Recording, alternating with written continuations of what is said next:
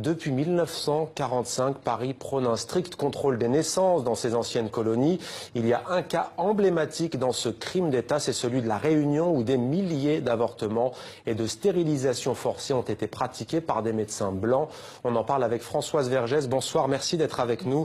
Vous êtes l'auteur donc du livre qui a pour titre Le ventre des femmes, édition Albin Michel. Alors, en juin 1970, nous sommes à Trois-Bassins, un village de la Réunion. Il y a un médecin généraliste de la Croix-Rouge qui est appelé au chevet d'une fille. Elle n'a alors que 17 ans, elle est tombée dans le coma. Que se passe-t-il ce jour-là? Il découvre donc qu'elle baigne dans son sang et il découvre que c'est le résultat d'un curetage qui a été mal fait. Ouais. Il appelle la police et une enquête va commencer qui est remise à un jeune juge d'instruction qui venait d'arriver, qui n'avait pas compris peut-être qu'il aurait fallu passer ça sous silence. Et l'enquête commence, qui va confirmer des rumeurs qui avaient été dans les journaux déjà un an et demi auparavant, oui, qu'il y avait une clinique à l'île de la Réunion où des milliers d'avortements étaient pratiqués chaque année sans consentement des femmes et des stérilisations forcées. Et cette enquête va le prouver, va le montrer, et des femmes vont porter plainte. Ça s'est passé à La Réunion et dans d'autres régions? Ça s'est passé aussi aux Antilles, en Guadeloupe et en Martinique, ces avortements forcés. Mais le plus grand scandale a été celui de la Réunion. Combien de cas? Est-ce qu'on sait combien de femmes ont subi ce traitement? En fait, ça aurait commencé déjà dans les années 64, 65, 66, jusqu'au moment où on découvre en 70... l'ampleur du phénomène. L'ampleur du phénomène. Enfin, que ça devient un scandale. C'est-à-dire que ce n'est plus une rumeur, que ce n'est plus quelque chose qu'on dit, mais c'est prouvé. Ouais. Alors, on le rappelle, l'avortement, à ce moment-là, est interdit en métropole. Pourquoi est-ce que l'État français pratique cela à La Réunion et aux Antilles? L'État français, juste après la guerre, quand il est en train de se reconstruire, qui reconfigure, décide que ces anciennes colonies qui vont devenir des départements français avec la loi de 46, on ne va pas les développer. Ils disent que le développement est impossible parce qu'il y a une surpopulation. Et il y a deux solutions, l'émigration et le contrôle de naissance. L'émigration, ça sera le Bumidum, c'est aussi le cas des enfants de la Creuse, c'est-à-dire on trouve des tas de solutions. Et le contrôle de naissance, qui vont... Alors tout ça est mis en place vraiment dans les années 60, mais dès les années 47, c'est la décision qui est prise. On ne fera rien pour ces pays. Et donc le contrôle de naissance, au moment où c'est interdit, mais vraiment est criminalisé en France, c'est pas que c'est interdit, c'est criminalisé. Des médecins sont poursuivis, des gens sont poursuivis, il y a encore des procès. Il y aura le procès de Bobigny en 72, où une jeune femme qui avait avorté après un viol sera traînée jusqu'au tribunal, inculpée par l'État. Donc on est dans une situation comme ça. Alors que là-bas, il y a non seulement ces avortements, mais il y a une propagande tous les jours à la radio. Il y a une propagande, il y a des grands panneaux, je m'en souviens encore, des grands panneaux sur les routes où on voyait une femme avec des tas d'enfants, des petits-enfants, au moins 8, et c'était écrit « assez ». Donc il y avait, alors qu'en France, on ne pouvait même pas faire de propagande pour la pilule. Donc c'était planifié, c'était délibéré. Comment ça se passait dans les familles? Comment on arrivait pour chercher une jeune femme qui était enceinte, voir comment on décidait de stériliser telle ou telle femme? C'est les médecins qui recommandaient à ces femmes d'aller à cette clinique, c'est les bureaux de protection maternelle infantile, c'est les centres de planning familial qui envoient les femmes ou les médecins, qui ont aussi des médecins, quand les femmes vont se rendre chez les médecins parce qu'elles sont enceintes, qui les envoient là. Donc il y a toute une complicité, il y a tout un réseau de complicité. Il n'y a pas seulement 3 médecins qui s'y mettent, ça n'aurait pas été possible de pratiquer tant d'avortements.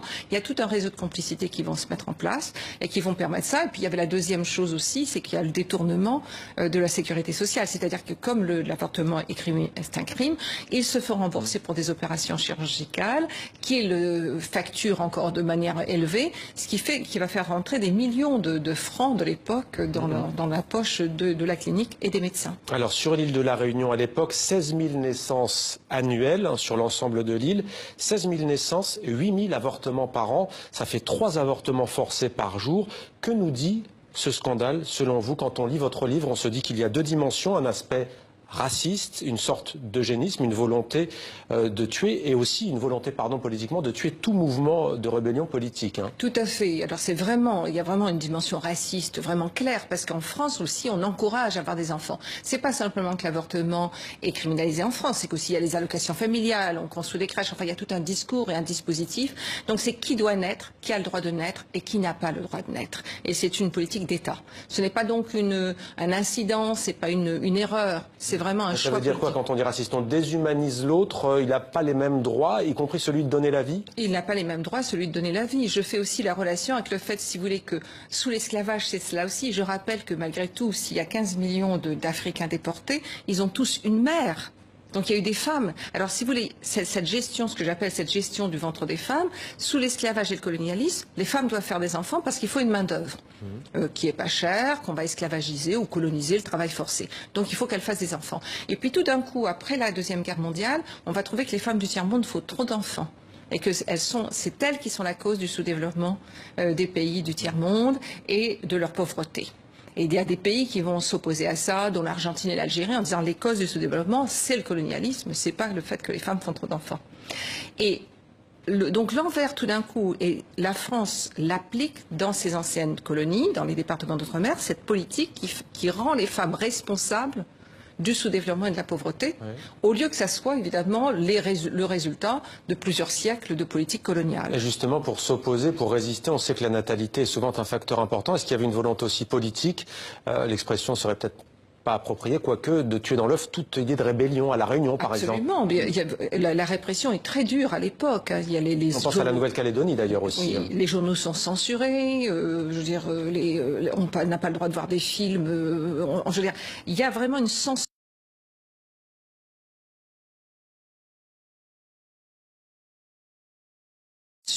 très forte, il y a une pacification qui se met en place et qui va donc du coup aussi faire en sorte qu'il va y avoir des complicités locales, hein, je veux dire, ça s'est pas fait simplement une décision, et qui va vraiment un mépris pour toutes les femmes pauvres et noires et non blanches. Celles-là, elles n'ont pas le droit d'avoir d'enfants, elles ne savent pas les élever, et de toute façon, on doit intervenir. Alors, crime d'État donc, dites-vous, mais à l'époque, il y a quand même des mouvements féministes en métropole. Que disent-elles? Pourquoi n'agissent-elles pas pour défendre ces femmes? C'est ce qui m'a intéressé beaucoup, puisque le procès a lieu en février 71, et 2 mois plus tard, vous avez le manifeste des 343 femmes qui déclarent avoir avorté. Ce manifeste qui est appelé le manifeste des 343 salopes, qui est publié dans le Nouvel Observateur qui avait fait état de ce scandale. Et ce sont des journaux qui soutiennent les féministes à l'époque, Le Monde, le Nouvel Observateur, qui parlent de cette histoire. Et c'est comme si, pour ces femmes qui luttent, elles ne voyaient pas ce qui s'était passé. Et donc j'ai voulu comprendre pourquoi elles ne voyaient pas ce qu'elles pouvaient savoir. C'est pas que ça se passait là-bas et que personne n'en parlait. On en parle dans les journaux nationaux à l'époque. On en parle. Et donc, ça m'a intéressée. Et si vous voulez, mon explication, c'est qu'elles vont accepter cette cartographie que l'État français met en place, c'est-à-dire que 62, fin de la guerre d'Algérie, c'est fini, on ne parle plus du colonialisme, le chapitre est clos, on passe à autre chose. Et tout d'un coup, il y a un recentrement sur la France hexagonale, et la France redevient, elle est là, et donc ce qui fait qu'on oublie qu'il y a les terres du Pacifique, la Nouvelle-Calédonie, la Martinique, la Guadeloupe, la Guyane, la Réunion. Et vous expliquez d'ailleurs que les féministes du Sud ont démontré que le féminisme, c'est pas la parité ou l'égalité formelle, mais une profonde remise en question de l'organisation sociale, culturelle et économique. Il y a d'ailleurs ce mot capitalisme en sous-titre de votre bio. Oui, parce que justement, je veux observer comment la gestion du ventre des femmes il y a un intérêt pour le capitalisme au sens où, je veux dire, c'est de la main-d'œuvre aussi qui est produite. Donc il y a une intersection qui se fait entre plusieurs intérêts. Et il est vrai que donc il y a une cécité de ce mouvement des femmes, et qui oublie même, si vous voulez, sa généalogie, sa propre histoire, puisque deux des matrices du féminisme européen, le premier a été l'anti-esclavagisme au XVIIIe siècle, et le second, la décolonisation. La guerre d'Algérie a été une forte politisation des mouvements en France à l'époque, dont des femmes qui vont devenir des grandes féministes dans les années 70 ou en 68. On peut penser à Gisèle Halimi, par exemple, qui va créer le mouvement Choisir, qui a été une avocate. On peut penser à d'autres, à Simone de Beauvoir, et à beaucoup de femmes qui ont déclaré que la guerre d'Algérie les avait politisées. Et donc, une des matrices a été la décolonisation, donc la lutte de femmes du Sud, et tout d'un coup, quelques années plus tard, tout ça est oublié, on redevient des femmes blanches. Quelles conséquences aujourd'hui? Parce que pas plus tard que la semaine dernière en Grande-Bretagne, il y avait un procès sur des bébés volés qu'on arrachait à leur famille pour aller peupler les colonies de la couronne britannique. Est-ce qu'aujourd'hui, en France, il y a des conséquences? Que deviennent ces femmes? Ou alors aujourd'hui leurs descendants? Je pense, oui, il y a des conséquences, puisqu'il y a eu des femmes, je pense que tout le traumatisme a été aussi enfoui. Pour des femmes, ça a dû être terrible. Il y en avait qui étaient enceintes de 8 mois, 6 mois, 7 mois. Elles se réveillent parce qu'on leur disait pas ce qu'on allait faire. faire. Elles se réveillent, elles ont été avortées et stérilisées. Et elles rentrent chez elles, elles doivent expliquer, enfin quelque chose. Il y a eu une douleur et une omerta aussi sur le sujet. Une violence. Mais est-ce qu'on peut envisager aujourd'hui un procès? Je pense qu'on peut envisager des réparations, déjà de faire connaître cette histoire, de faire connaître donc l'incroyable intervention de l'État sur le ventre des femmes, sur le fait que... alors, on pourrait dire ici, il les forçait à avoir des enfants, et là-bas, il leur interdisait, mais c'est plus que ça. C'est vraiment... Il faut qu'on prenne la dimension et qu'on replace comment dire, l'émancipation des femmes au cœur des luttes d'émancipation. Il y a quelque chose aussi d'intéressant dans votre travail, toute proportion gardée, je préfère le dire avant, vous mettez ce crime en parallèle avec la gestion des banlieues françaises, une sorte d'effet boomerang du colonialisme. Oui, par exemple Aimé Césaire. Hein, oui, oui. Aimé Césaire qui en parle dans Discours sur le colonialisme ou dans sa lettre de démission du PCF en 1956, il parle de l'effet boomerang. Il dit on ne peut pas coloniser innocemment. Ça va vous revenir. C'est impossible, il y a trop de brutalité. Donc ça va revenir chez vous, parce que c'est chez vous que ça se passe aussi.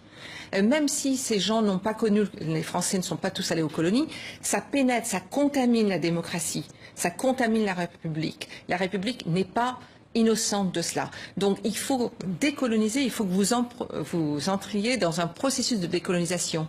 Donc je pense que si vous voulez pour le féminisme français, c'est d'entrer dans ce processus de son propre décolonisation.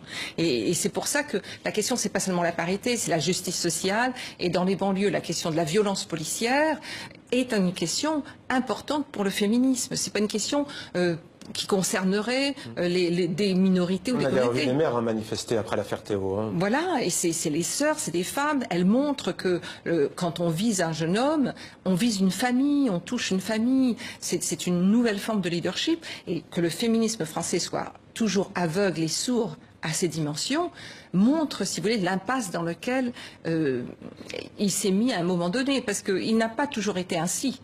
Mais il y a eu un processus de blanchiment, on pourrait dire, d'un féminisme français. Et aujourd'hui, c'est vrai qu'il y a quand même beaucoup de groupes qui refont une histoire et qui remettent tout ça en question. Merci beaucoup Françoise Vergès d'avoir accepté de témoigner sur notre plateau. Je rappelle le titre de votre livre, Le ventre des femmes, c'est aux éditions Albin Michel. Merci.